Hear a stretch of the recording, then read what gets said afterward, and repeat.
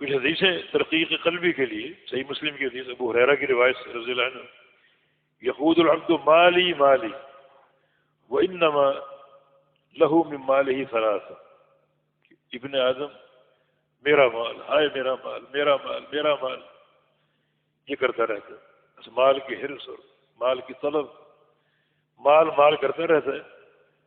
ابن آدم سن لے تیرا مال تین ہے، بس تین تیرے مال ہیں، بس ما اکالا فافنا، جو تو نے کھا لیا اور کھا کے اس کو فنا کر دیا، ختم کر دیا، او لابس فابلا، یہ جو تو نے پہن لیا کپڑا اور اس کو بوسیدہ کر دیا، او تصدق فامضى، یہ اس کو صدقہ کر دیا اور آخرت کا اثاثہ بنا لیا، جو کھایا پہنا وہ ختم ہو گیا، جو صدقہ کیا وہ آخرت کا اثاثہ بن گیا۔ یہ تین قسمیں مال کی۔ تو ما سوا ذلک، اس کے سوا جو بھی مال ہے، فذاہب، وہ جانے والا ہے، متارکہ للناس، وہ تم لوگوں کے لیے چھوڑ، وہ تمہارا مال نہیں، وہ تم چھوڑ جاؤ گے لوگوں کے لیے۔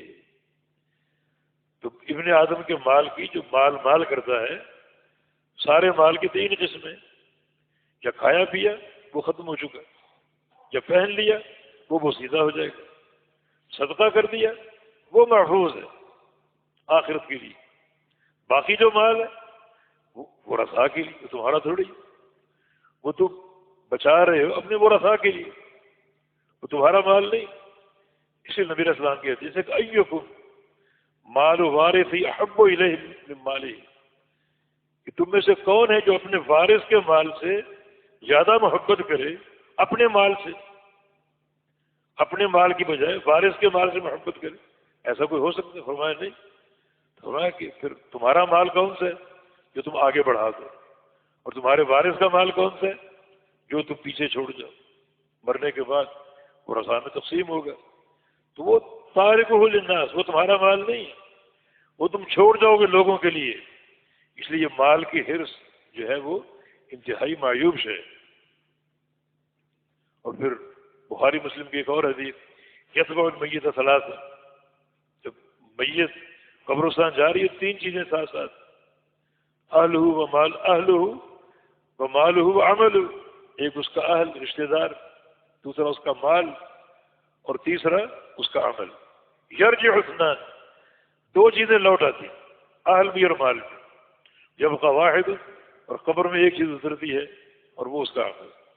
عمل آخر تک وفا کرے گا، اہل اور مال وفاداری نہیں کریں گے، ان کی وفا جو ہے آپ کی زندگی تک تھی، جو ہی فوت ہو گئے تو اہل و مال جائے گا ضرور قبرستان تک۔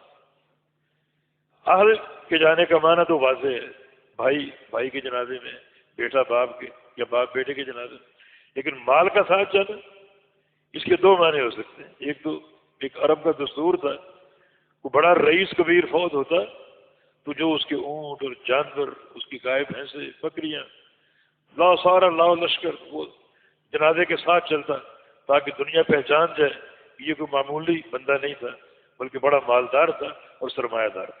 یہ ہے مال کا ساتھ جانا۔ دوسرا معنی یہ کہ جنازے میں کئی لوگوں کی شرکت مالی تعلق کی بنا پر ہوتی ہے۔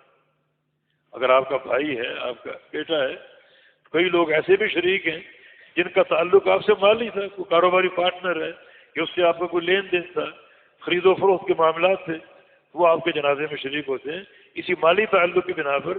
فرمایا کہ دو چیزیں لوٹ آتی ہیں، اہل بھی اور مال بھی، یبقى واحد، ایک چیز قبر میں اترتی ہے اور وہ اس کا عمل۔